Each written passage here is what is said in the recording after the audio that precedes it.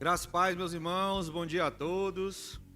Que alegria estarmos aqui para adorar o Senhor nosso Deus, através dos nossos louvores, através das nossas orações. E estaremos agora adorando a Deus através da reflexão da sua palavra, através do estudo da sua palavra.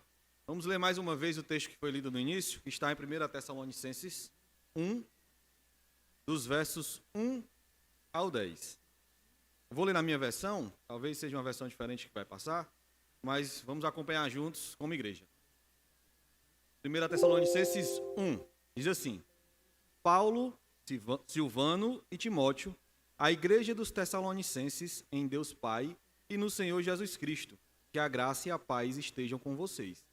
Sempre damos graças a Deus por todos vocês, fazendo menção de vocês em nossas orações e, sem cessar, lembrando-nos diante do nosso Deus e Pai da operosidade da fé que vocês têm, da dedicação do amor de vocês e da firmeza da esperança que têm em nosso Senhor Jesus Cristo. Sabemos, irmãos amados por Deus, que Ele os escolheu. Porque o nosso evangelho não chegou a vocês somente em palavra, mas também em poder, no Espírito Santo e em plena convicção. E vocês sabem muito bem qual foi o nosso modo de agir entre vocês, para o próprio bem de vocês. E vocês se tornaram nossos imitadores e do Senhor, recebendo a palavra com alegria que vem do Espírito Santo, apesar dos muitos sofrimentos.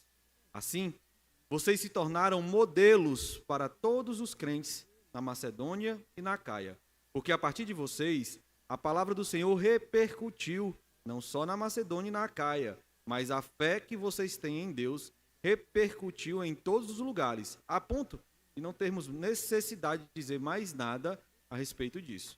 Porque, no que se refere a nós, as pessoas desses lugares falam sobre como foi a nossa chegada no meio de vocês e como, deixando os ídolos, vocês se converteram a Deus para servir o Deus vivo e verdadeiro e para aguardar dos céus o seu Filho, a quem ele ressuscitou dentre os mortos, a saber, Jesus, que nos livra da ira vindoura.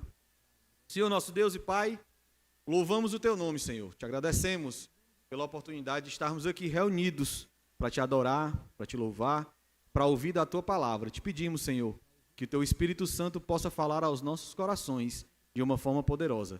Que nós saiamos daqui, Pai, Te amando mais, porque Te conhecemos mais. Muito obrigado, Senhor, em nome do Teu Filho Jesus. Amém. Meus irmãos, mais cedo nós estávamos no curso de membresia, na verdade, e o presbítero Ruth estava falando sobre a história da igreja. E no momento ele falou sobre a fé, como essa fé começou a ser difundida na história do mundo, e em um momento as pessoas começaram a entregar a sua vida a Cristo para receber algo em troca. Receber dinheiro, poder, fama. E a partir desse momento, a fé dessas pessoas começou a ser uma fé onde eles buscavam por algo que não era Cristo. E nós vamos hoje falar, meus irmãos, sobre como é essa fé. Qual a fé verdadeira? Como é a fé verdadeira? A fé que está fundamentada no Senhor Jesus. Como ela se comporta? Como nós podemos ver essa fé? Meus irmãos, a carta aos Tessalonicenses, apesar de estar no fim da nossa Bíblia, já no finalzinho, lá na frente do Novo Testamento, ela é uma das primeiras cartas escritas do Novo Testamento. Talvez só Gálatas e Tiago foram escritas antes da carta aos Tessalonicenses. É uma carta que, apesar do fim, é uma carta muito nova na fé cristã. E Paulo vai embasar fundamentos poderosos sobre o Senhor Jesus. E é interessante que Paulo demora pouco tempo na cidade de Tessalônica. Ele planta aquela igreja, cria aquela igreja e passa pouco tempo porque a partir do momento que ele planta aquela igreja, que ele começa a falar sobre Jesus, algumas pessoas começam a se converter, vem uma pesada perseguição sobre ele e ele precisa sair. Quando ele sai, ele escreve essa carta para fundamentar a fé daqueles irmãos. No verso 1, diz assim: Paulo, Silvano e Timóteo, a igreja dos Tessalonicenses em Deus Pai e no Senhor Jesus Cristo, que a graça e a paz estejam com vocês. Quando Paulo escreve essa carta, ele está com dois outros grandes nomes da igreja primitiva, da igreja inicial, da igreja apostólica. Paulo, Silvano, que é o mesmo Silas que nós vemos em Atos dos Apóstolos, um companheiro missionário de Paulo, que sai plantando igreja junto com Paulo, e Timóteo, que é o jovem pastor, que Paulo está trabalhando, que Paulo está ensinando para dar sequência no seu ministério apostólico. Então está Paulo, Silvano e Timóteo no momento que ele escreve essa carta. E no verso 2 ele diz: sempre damos graças a Deus por todos vocês, fazendo menção de vocês em nossas orações. Nós vemos no verso 2 que Paulo, Silvano e Timóteo sempre estavam em oração pelas igrejas que eles plantavam. Sempre estavam intercedendo a Deus por aquelas ovelhas que tinham conhecido a Cristo, o bom pastor, através da sua pregação. É interessante que Paulo, quando ele era fariseu, é provável que ele orasse 3 vezes ao dia, porque era um costume dos fariseus da época orar de manhã, meio-dia, após o almoço. Não tinha essa ideia de almoço ainda, mas era no início da tarde eles oravam, e no finalzinho da tarde os fariseus oravam. Paulo, como um grande fariseu que era, ele mesmo diz que ele era fariseu dos fariseus, depois encontra Cristo e muda a sua forma de entender o evangelho, de entender a Deus. Então ele orava de manhã, de tarde e de noite, como fariseu. Agora, como apóstolo, é provável que Paulo orasse ainda mais, porque a oração dele não era mais uma oração vazia como era antes. A oração dele se dedicava, se ligava a um Deus que era completamente vivo e que tinha caminhado, a qual ele tinha conhecido, a Jesus Cristo. Então nós vemos, tanto Paulo, quanto Silvano, Silas, quanto Timóteo, eram homens de oração, que oravam pelas igrejas. Meus irmãos, e talvez essa é uma das nossas maiores falhas como igreja. Nós somos uma igreja que ora pouco. Eu acredito que todos nós que aqui estamos, quando formos perguntados pelas nossas orações, nós vamos responder: não, eu deveria orar mais. Eu deveria falar mais com Deus. Todos nós passamos por essa dificuldade. Nós somos uma igreja que ora pouco. Nós levamos pouco a Deus os nossos familiares. Eu vi uma frase certa vez que me tocou muito. Era uma pergunta, na verdade, que dizia assim: se Deus conhecesse os seus filhos apenas através da sua oração, quem era que Deus conheceria? Se Deus conhecesse o seu filho, a sua filha, apenas através das suas orações, que criança era essa que Deus conheceria? A gente esquece de orar, de levar as pessoas que nós amamos a Deus. Imagine a igreja, imagine o vizinho, imagine o irmão do trabalho, porque nós somos falhos em oração. Essa é uma das nossas maiores falhas como igreja. Às vezes eu vejo nos grupos de WhatsApp, o irmão, inclusive aconteceu essa semana, o irmão pede oração: irmão, eu estou passando por uma dificuldade, às vezes financeira, às vezes de saúde, às vezes uma luta na família, eu queria pedir que os irmãos orassem por mim. Aí vem um monte de aquelas mãozinhas, um monte de mãozinhas: não, estamos orando, irmão, estamos intercedendo, vamos interceder, vamos orar. Às vezes quando eu olho o grupo eu digo: pronto, já resolveu o problema do irmão. Esse monte de gente orando, Deus já resolveu aquele problema. Meus irmãos, às vezes eu me pergunto: será que os irmãos estão orando mesmo? Quando bota lá as mãozinhas, quando diz: não, irmão, vamos interceder. Irmão, não faça isso não. Se você ouvir, ver algum pedido de oração no WhatsApp, só bote a sua mãozinha se você for orar por aquela pessoa. Porque quando você faz aquilo ali, a pessoa pode até não estar vendo que você não orou, mas Deus vê. Deus sabe. Então, se colocar as mãozinhas lá, meus irmãos, orem. E como a gente nos beneficiaríamos como igreja, se nós fôssemos uma igreja de oração. Semana que vem o pastor vai iniciar um momento de oração da igreja, das famílias, que é buscando fortalecer exatamente essa prática tão perdida por nós, como fazia Paulo, Silvano e Timóteo. Sempre damos graças a vocês. Se Paulo, como fariseu, orava 3 vezes por dia, imagine agora como cristão, como eram as orações dele. E nós precisamos voltar, na verdade, iniciar vidas verdadeiras de oração. E nos versos 3 a 10, meus irmãos, Paulo vai falar sobre o aspecto da verdadeira fé. Como se dá essa verdadeira fé? Como eu posso perceber que nós temos, que eu tenho, que você tem uma fé verdadeira? Ele começa, no verso 3, dizendo que a fé verdadeira é uma fé operosa. Ele diz: lembrando-nos diante de nosso Deus e Pai da operosidade da fé que vocês têm. Ele diz: olha, a fé verdadeira é uma fé operosa. É uma fé que se mostra em operação, É uma fé que se mostra através das suas atitudes. Ela é visível aos nossos olhos quando você tem uma fé verdadeira. Quando vocês têm uma fé verdadeira, quando eu tenho uma fé verdadeira, ela se torna visível aos olhos de quem olhar. Nós percebemos essa operação pelas obras da conversão.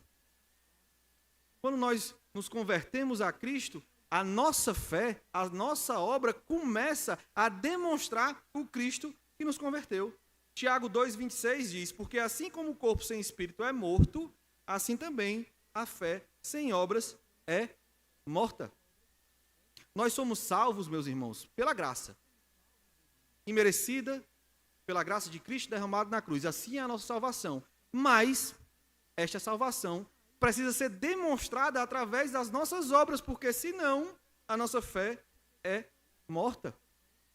A nossa salvação ela se demonstra através das nossas obras. Efésios 2, 8, 10 diz, porque pela graça vocês são salvos, mediante a fé. E isto não vem de vocês, é dom de Deus, não de obras, para que ninguém se glorie, pois somos feitura dele, criados em Cristo Jesus para boas obras, a quais Deus de antemão preparou para que andássemos nela.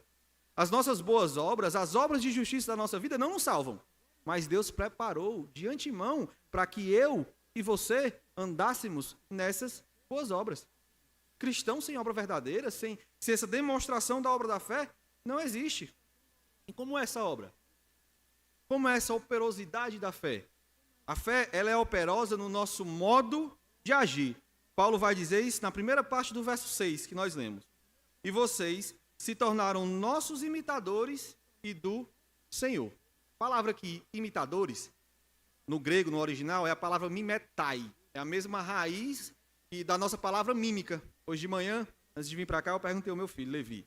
Levi, me explica aí o que é mímica, que eu queria ver uma criança explicando como era a visão de alguém que entende o que é mímica. Ele disse assim, pai, mímica é você pensar em algo, ou você ver algo, e começar a fazer ações para que as pessoas percebam que você está pensando naquilo, que você viu aquilo. Foi a forma que ele explicou mímica. O que é mímica? Eu faço algo, algumas ações, e quando você olha para aquela ação, para aquilo que eu estou fazendo, você relembra de algo. E Paulo diz isso.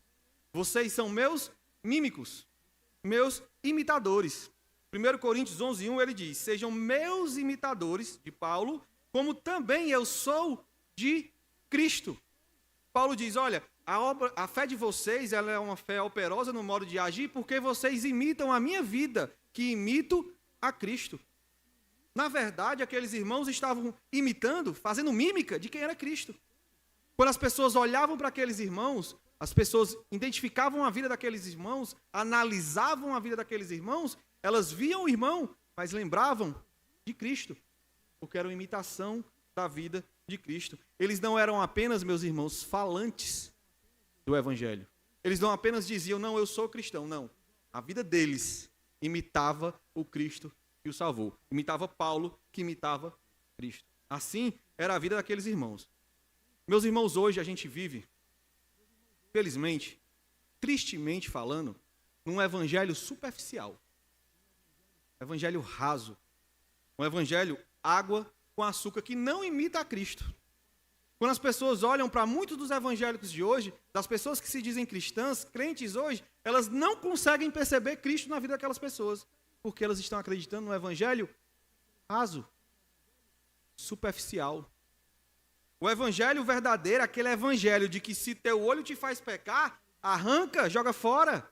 O evangelho que diz que sua mão te faz pecar, arranca, joga fora. É melhor você chegar manco no céu do que perder a eternidade. Esse evangelho ele não é popular.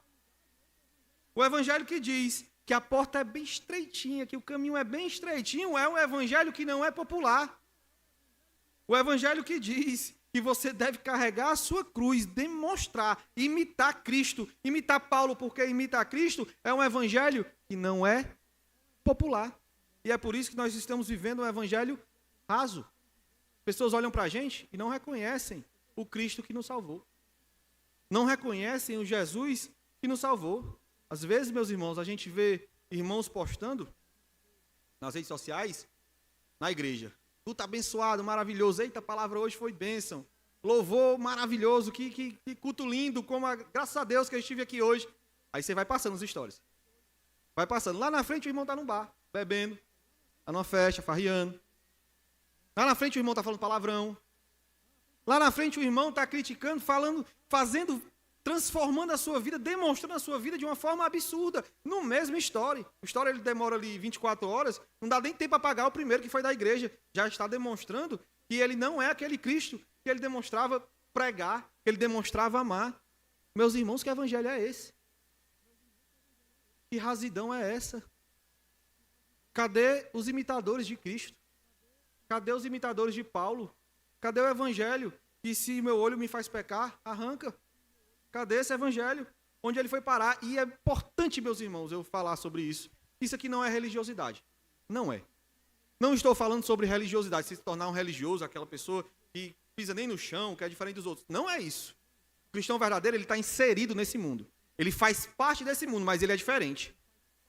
Ele faz parte desse mundo, mas as pessoas olham para ele e dizem, aquele ali é diferente, parece com Cristo.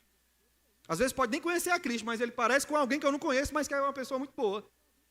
O evangelho verdadeiro é esse. Isso aqui não é religiosidade, meus irmãos. É imitarmos a Cristo. Claro, é difícil. Não é fácil.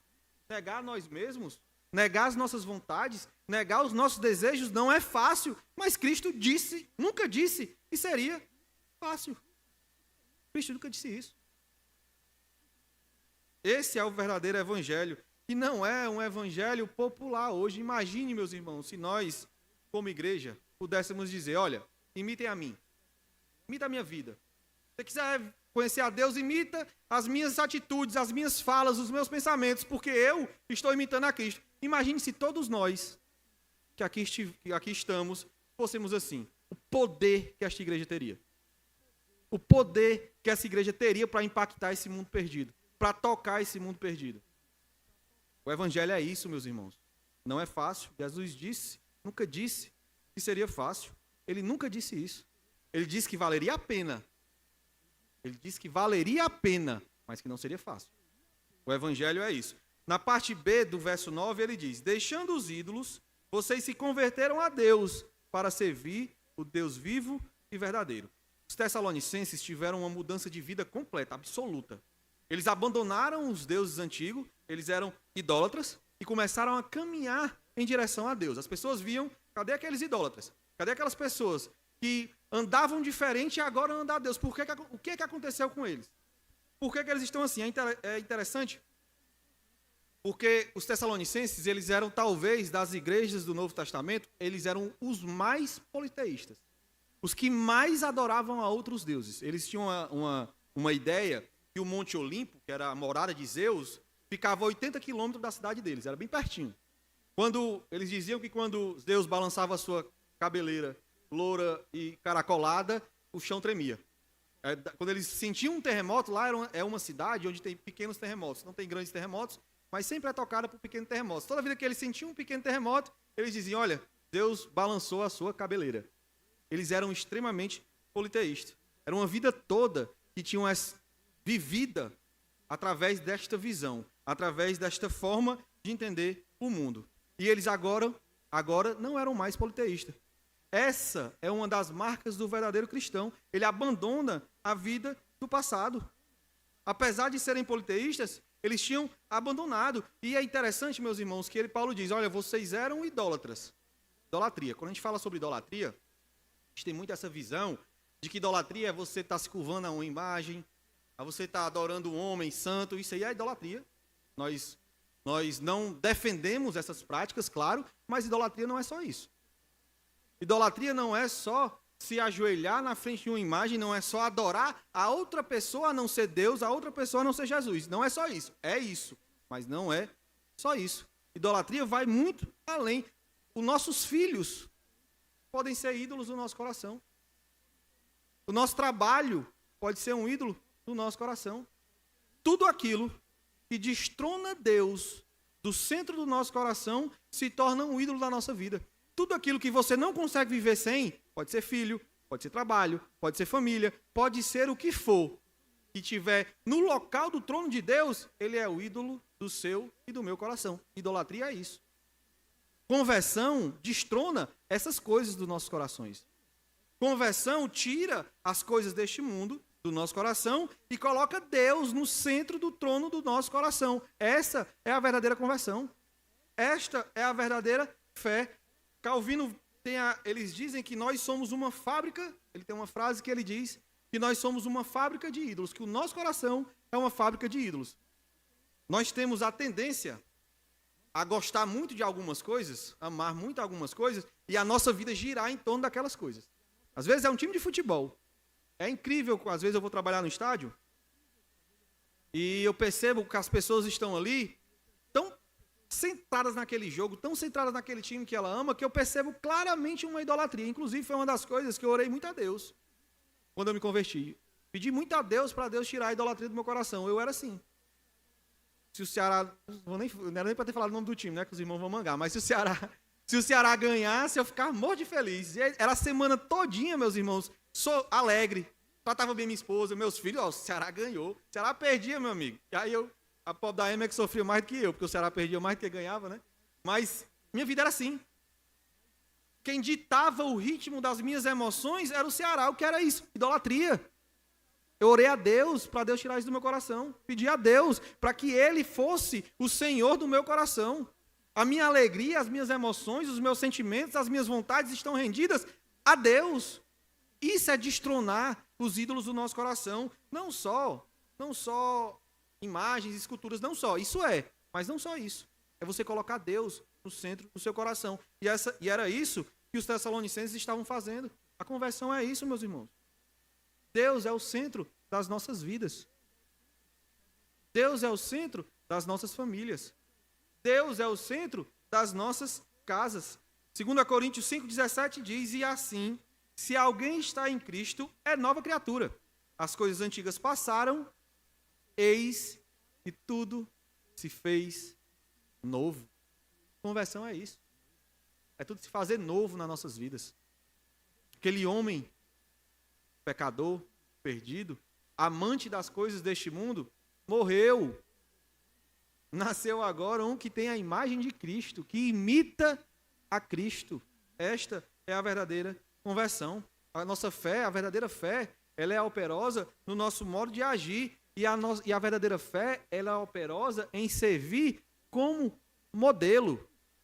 Em servir como modelo, Paulo diz no verso 7, assim, vocês se tornaram modelo para todos os crentes na Macedônia e na Acaia. A conversão daqueles irmãos de Tessalônica transformaram eles em modelo do que é ser cristão. É como se Paulo estivesse dizendo, olha, vocês querem conhecer um cristão, um crente, alguém que se converteu verdadeiramente, olhem para os Tessalonicenses. Observem a vida deles. Eles são modelos do que é ser um cristão. Quer saber o que é um cristão? Olhe para eles. E é interessante, meus irmãos, que Paulo não chama nenhuma outra igreja de modelo. Só essa. Só essa. A única que Paulo diz, olha, vocês querem conhecer um crente? Olhe para esses irmãos. Você quer conhecer um cristão? Olhe para esses irmãos. Eles eram modelos do que é ser cristão. O que é que Paulo falaria da nossa igreja?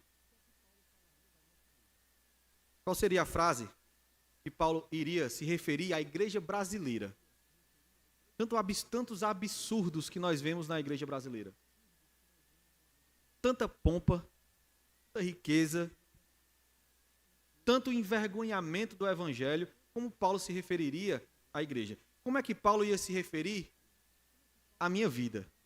Será que Paulo olharia para mim e diria assim, você quer conhecer um cristão? Você quer conhecer um crente? Imite o Ronaldo. Será que Paulo faria isso com a sua vida? Você quer conhecer um cristão? Quer conhecer um crente? Imite aquele irmão ali. É isso que Paulo fala para os Tessalonicenses. Não é sobre perfeição, é sobre ter o rosto de Cristo, o cheiro de Cristo, a voz de Cristo. Será que Paulo falaria isso conosco, meus irmãos? E ele continua no verso 8, porque a partir de vocês, a palavra do Senhor repercutiu, não só na Macedônia e na Acaia, mas a fé que vocês têm em Deus repercutiu em todos os lugares, a ponto de não termos necessidade de dizer mais nada a respeito disso. A fé deles repercutiu em todos os lugares. A palavra repercutiu aqui é como se fosse um estrondo. Esses dias agora teve uns trovões, uma chuva muito grande, não sei se vocês ouviram, todo mundo ouviu. Quem estava acordado ouviu aqueles estrondos. Não importa em que lugar da cidade nós estávamos, nós escutamos aqueles trovões. A palavra repercutiu aqui é como uma trombeta. Alguém que toca uma trombeta muito alta, que as pessoas estão longe, talvez nem vejam de onde está vindo aquele toque, mas elas ouvem. Repercutiu. Repercutiu dessa forma. O testemunho deles, meus irmãos, era tão poderoso que as pessoas de outros lugares ouviam sobre aquilo. As pessoas chegavam nas outras cidades e diziam assim: rapaz, vocês viram os Tessalonicenses? O povo era idólatra, era mau, era pecador, e agora tem uma vida tão mudada. Agora eles têm uma vida tão diferente. A fé deles está repercutindo. É como um trovão. É tão poderoso que as pessoas de outros lugares estão ouvindo. Qual é o nosso trovão? Qual é a nossa trombeta? Quantos estão tocando um toque de envergonhamento do Evangelho? Quantas trombetas estão sendo tocadas que envergonham o Cristo que o salvou? Quantas vezes vocês já ouviram a frase: não, eu não vou ser crente, eu não vou ser cristão para ser igual o fulano? Quantas vezes vocês já ouviram isso? Eu ser crente para ser igual o fulano? Deus me livre. Eu ser crente para ser igual o ciclano? Deus me livre. Quantas vezes vocês já ouviram a frase? E é porque é crente. Que estrondo é esse? Que trombeta é essa que está sendo tocada? É a trombeta que não imita Paulo. É uma trombeta que não imita a Cristo. E Paulo diz: olha, a fé de vocês está repercutindo. As pessoas estão vendo, estão percebendo que o testemunho de vocês é poderoso. O testemunho daqueles irmãos era tão poderoso que eles estavam servindo como uma forma de evangelismo, meus irmãos. As pessoas queriam saber que Cristo era aquele. Que aquelas pessoas estavam conhecendo e mudando sua vida de uma forma tão poderosa. Repercutia. Repercutia. Será que no nosso trabalho, meus irmãos, as pessoas querem conhecer o Cristo que você diz? Será que na nossa família, na nossa casa, os seus filhos, os meus filhos, querem amar esse Cristo que você diz amar aqui na igreja? Repercutiu como estrondo, como uma trombeta. Essa é a verdadeira fé. É uma fé, meus irmãos, que ela é operosa no modo de agir. Ela é uma fé que ela é operosa em ser modelo. Essa é a verdadeira fé. Nós estávamos falando na membresia sobre fé por conveniência. A fé verdadeira cristã, ela é assim. Ela é dessa forma. E ele vai falar do segundo aspecto da verdadeira fé, ainda no verso 3. A fé verdadeira é uma fé amorosa. Ele diz: lembrando-nos diante de nosso Deus e Pai da operosidade da fé que vocês têm, da dedicação do amor de vocês. Eles podiam sentir o toque do amor de Deus.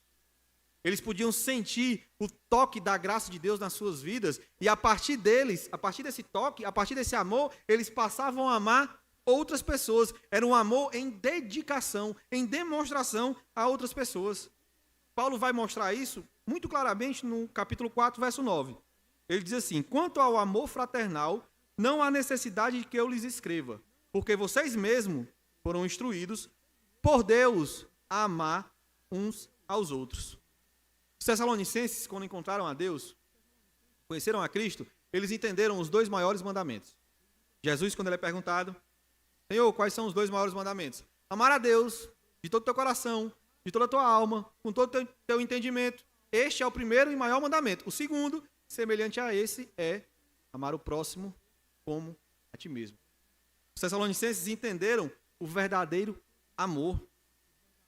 Amar a Deus sobre todas as coisas. Deus ser o Senhor do nosso coração. E esse amor se demonstrar através de um amor ao meu próximo, ao meu irmão. Não há cristianismo verdadeiro sem amor. Não há cristianismo verdadeiro sem amor por Deus e pelas pessoas. Não há. Quando nós somos tocados por esse amor de Deus, esse amor ele nos inunda de tal forma que ele começa a transpirar, a transbordar através das nossas atitudes, através das nossas ações, através das nossas falhas. Porque nós sabemos, meus irmãos, de onde Deus nos tirou. Nós sabemos até onde Deus teve que ir para nos arrancar do lamaçal do nosso pecado, da nossa morte. E esse amor, ele nasce em Deus.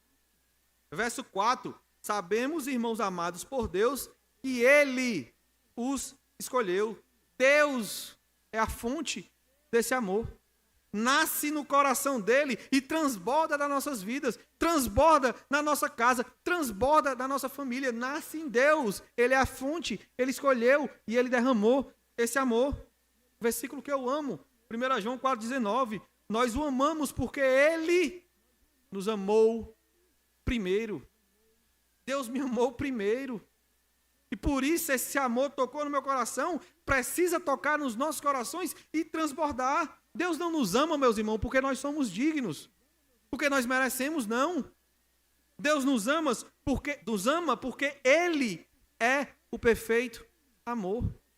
Ele nos ama por conta disso. Deus nos ama sem pensar em vantagens. Que vantagem teria em amar pecadores, infiéis, imperfeitos como nós? Mas Ele nos ama. Ele me ama. Deus me ama. Deus ama a você, apesar das suas falhas, apesar dos seus erros, sem querer vantagem nenhuma. Tem uma frase de Tim Keller que é linda. O pensamento que ele diz assim: o evangelho é isso. Somos mais pecadores e imperfeitos em nós mesmos do que ousamos acreditar. Mas, ao mesmo tempo, somos mais amados e aceitos em Jesus Cristo do que jamais ousamos esperar. O evangelho é isso. Eu sou mais imperfeito, mais mal do que eu ouso acreditar, mas eu sou mais amado e aceito do que eu ouso pensar em Jesus Cristo. O evangelho é isso. Você é aceito por Deus em Jesus Cristo. Você é aceito por Deus através da salvação derramada no Calvário. O evangelho é isso. Apesar de você, você é amado. Apesar de mim, eu sou amado. Meus irmãos, sentir esse amor é poderoso. É libertador. Nos livra de nós mesmos. Nos livra de querermos a aceitação deste mundo. Nos livra das nossas vontades. Isso é libertador. Nós nos entregamos completamente a Deus, a este amor. Quando nós somos tocados por esse amor, quando Deus derrama o seu amor nas nossas vidas, as alegrias deste mundo perdem o sabor. O brilho desse mundo diminui. Porque agora a verdadeira alegria, o verdadeiro sabor, o verdadeiro brilho está em Jesus Cristo, não nas coisas deste mundo. Se a nossa vida, se os nossos olhos estão voltados para coisas deste mundo, cuidado. O amor de Deus pode não ter te livrado de ti mesmo, me livrado de mim mesmo.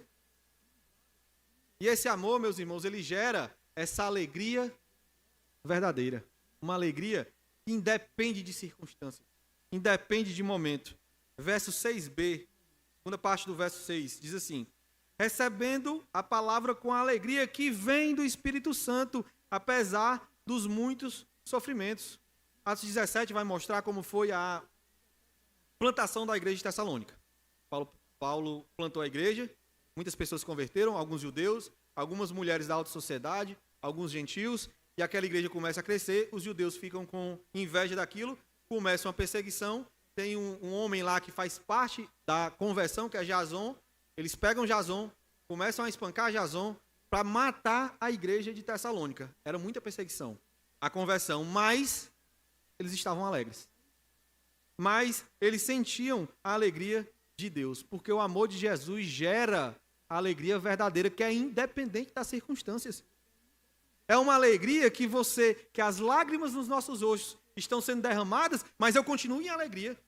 É uma alegria que o sangue, que o ferimento está me tocando, mas eu continuo em alegria. É uma alegria que as coisas estão desencaminhando na minha vida, mas eu continuo em alegria, porque ela excede todo o entendimento. A alegria de Cristo é isso. É uma alegria que excede todo o entendimento, que nos dá vida eterna. João 10:10, eu vim para que tenham vida, e vida em abundância. Abundância de vida. Alguns pregadores da prosperidade pegam esse texto e dizem: não é abundância, é ser rico. Não, meu irmão. Abundância é na pobreza. Abundância na doença. Abundância na dor. Esta é a vida de Cristo.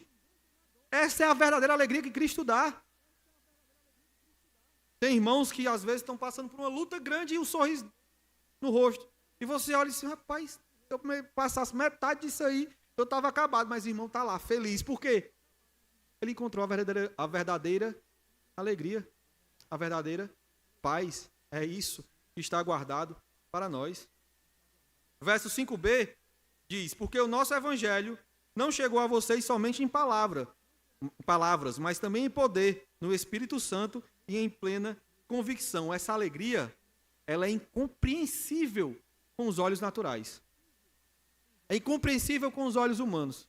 Pessoa que não conhece a Cristo, vê o irmão passando por tribulação e em paz, em alegre, ela não consegue entender que alegria é essa. Ela não consegue perceber. Às vezes, muitos ricos, milionários, invejam a vida de homens e mulheres pobres. Muitas famílias ricas que têm tudo, invejam uma família que está fundamentada em Cristo. Muitos queriam ter a alegria que a sua casa tem por você amar a Cristo. Às vezes a gente olha para essas pessoas e deseja as coisas dela. Eu queria ter mais dinheiro. É bom.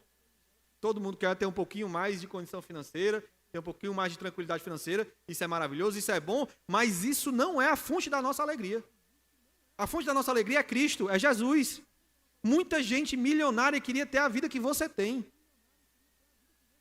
Muita gente bilionária queria ter a saúde que você tem.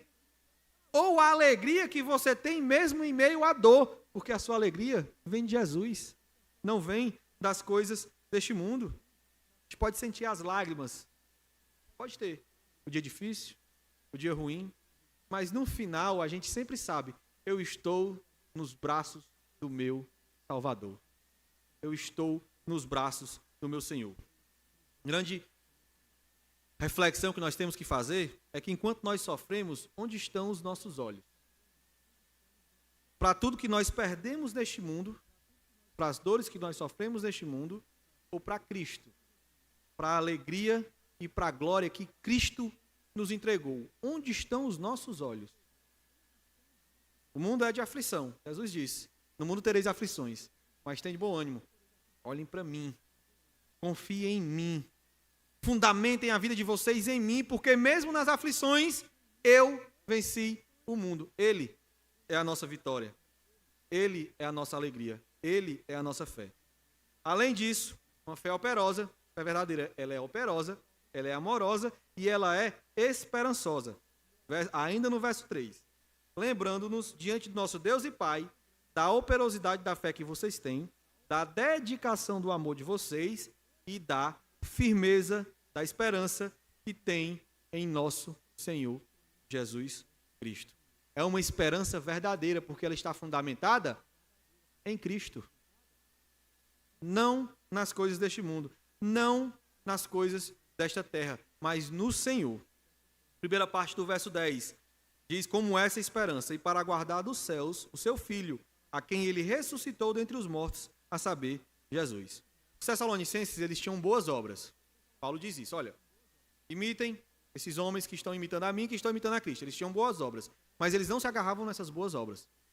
Eles esperavam com desejo forte do seu coração a vinda do Senhor Jesus. Eles ansiavam pela volta de Cristo. É como se eles estivessem com as suas boas obras limpando a casa, ajeitando a casa. Quando você vai receber uma visita que você espera muito, uma visita importante, o que é que você faz? Você limpa a casa, esconde aquela bagunça que você costuma ter na sua casa, você faz uma comidazinha diferente, você ajeita ali a mesa, você bota uma roupazinha melhor, que você não vai receber com aquela roupa velha, aquela camisa de vereador rasgada velha, não, você bota uma roupinha melhor, ajeita a sua casa todinha, porque está vindo alguém muito importante para você receber, e você quer receber bem aquela pessoa. Os Tessalonicenses estavam fazendo isso, limpando a casa, organizando a mesa, porque eles sabiam que Jesus voltaria. Eles esperavam, eles ansiavam a vinda de Jesus, eles ansiavam por essa volta e preparavam a casa, o terreno para a vinda do noivo. Como é que está a nossa casa? Como está a nossa mesa? Qual o banquete que nós estamos esperando da nossa vida para quando Jesus vier? Qual a roupa que a noiva está vestindo para quando o noivo voltar? Como está a nossa casa? Minha casa está limpa, meu irmão? A sua casa está limpa? A mesa está posta. Você anseia, deseja desesperadamente a volta de Cristo. E sabe que quando ele voltar, ele vai encontrar uma casa limpa. Não uma mansão, porque nós não somos perfeitos, mas limpa. Um banquete para ele. Bem-vindo, noivo. Aqui está a sua casa. Como estão as nossas casas? Como está o seu coração? Ele está limpo para a vinda do noivo? Essa era a esperança deles. O noivo vem e nós estamos limpando a casa, guardando a casa, preparando a vinda do noivo. Ele vem, eu sei que ele vem e a casa está limpa. Essa era a esperança dele. Era uma esperança em Cristo, na volta de Cristo. E essa esperança, meus irmãos, é uma esperança salvadora. Segunda parte do verso 10 diz: Jesus que nos livra da ira vindoura. Que nos livra da ira vindoura. A primeira vinda de Cristo, ela teve como objetivo libertar o seu povo. Jesus veio para curar, profetizar, derramar o seu sangue, ressuscitar mortos, trazer vida. Essa foi a primeira vinda. Ele veio em amor. A segunda vinda também será em amor. Mas nós veremos a ira de Deus sendo derramada por essa terra. O verso 10b diz que nos livra da ira vindoura. A segunda vinda de Cristo será tão temerosa para esse mundo que Lucas 21, 26 e 27 diz assim: os homens desmaiarão de terror, apreensivos com o que está sobrevindo ao mundo, e os poderes celestes serão abalados. Então se verá o Filho do Homem vindo numa nuvem com poder e grande glória. Os homens desmaiarão de terror quando a ira for derramada sobre este mundo. Os poderes celestes serão abalados quando a ira for derramada sobre este mundo. A ira de Deus, a gente tem que ter muito cuidado, porque a ira de Deus não é uma ira raivosa, pecaminosa. Não é. A ira de Deus demonstra a sua santidade. Deus é tão santo, santo, santo, santo, que ele não consegue conviver com o pecado. É impossível para Deus. Para Deus nada é impossível, mas conviver com o pecado é impossível, por isso que ele enviou o seu Filho. E a ira de Deus é esta santidade confrontando este pecado. É isso que vai acontecer com esta terra. Será derramada a ira de Deus sobre este mundo, e este mundo sentirá, desmaiará de terror. Esse mundo, pessoas acham que o problema da humanidade é fome. Se todo mundo se alimentasse bem, a humanidade estaria melhor. Uns acham que é educação. Não, se nós educarmos a população mundial, o mundo vai melhorar. Fome, educação, tudo isso são coisas muito boas. Mas o problema desse mundo não são essas coisas. Não são essas coisas. O problema desse mundo é que eles estão em inimizade com Deus. Você pode alimentar todo mundo, educar todo mundo, e o mundo continuará mal. Você pode dar a melhor vida para todas as pessoas deste mundo. O mundo continuará mal se eles não encontrarem a Deus através do Senhor Jesus.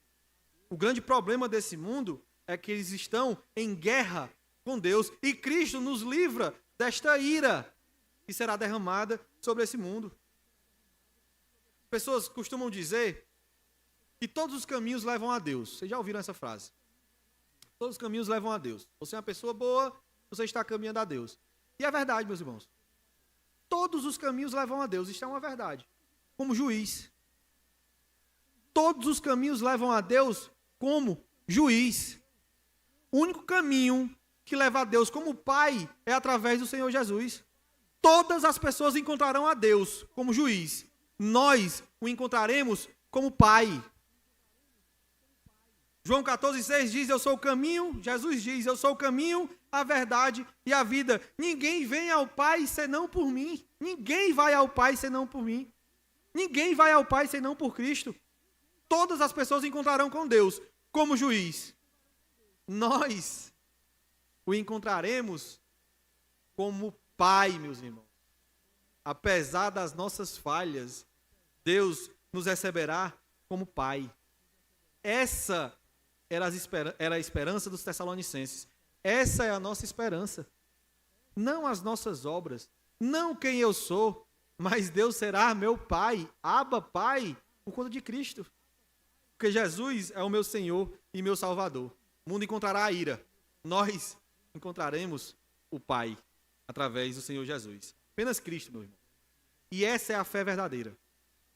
Ela é uma fé operosa, ela é uma fé amorosa, e ela é fé esperançosa. Espera em Cristo, confia em Cristo, se entrega a Cristo para encontrar a Deus como Pai através de Cristo. Essa é a fé verdadeira, que se mostra nas nossas atitudes, que se mostra nas nossas vidas, que se mostra no nosso amor, que se mostra no amor que nós sentimos em Deus, por Deus e pelas pessoas. E que espera confiantemente que o noivo virá. Que Jesus virá vindicar a sua igreja, o mundo todo verá. Quando Jesus vier vindicar a sua igreja, o mundo todo verá. Nós clamaremos, agradeceremos a Deus por esta vinda. As outras pessoas, não. Jesus nos livra da ira vindoura. Essa é a fé verdadeira. Como é a minha fé? Como é a sua fé? Ela é operosa? Eu dou testemunho que Cristo me salvou. Pessoas olham para mim e dizem, o Ronaldo era uma pessoa totalmente perdida, totalmente má, e agora ele é diferente. Ele tem um olhar diferente, um brilho diferente. Cristo salvou. Como está a sua fé? Quando você conheceu a Cristo, a sua vida mudou por conta da sua fé? Ou a sua fé, como nós falamos, é uma fé de conveniência? É bom estar na igreja, é bom o ambiente, é bom o ar-condicionado, é bom o banco, as pessoas são legais, são agradáveis, então por isso que eu estou da igreja. A nossa fé é assim? Ou ela é uma fé operosa? O mundo vê, o mundo percebe, as pessoas veem a face de Cristo resplandecendo na minha e na sua vida. A minha fé é operosa? A minha fé, a sua fé, ela é amorosa? Meu irmão, você entendeu verdadeiramente o amor de Deus por você? Você se sente amado verdadeiramente por Deus? Você entende que Deus lhe ama apesar do que você é, apesar das suas falhas, apesar do seu pecado? Você entende, eu sou amado por Deus apesar de mim? Você entende isso? Você sente esse amor? Você percebe esse amor? Você conheceu esse amor? Este amor que você conheceu, que eu conheci, glória a Deus por isso, é percebido pelas pessoas através do meu amor, do seu amor por elas. As pessoas percebem que você é uma pessoa que ama as outras pessoas, que luta, que se desgasta por amor às outras pessoas. A sua fé é uma fé amorosa?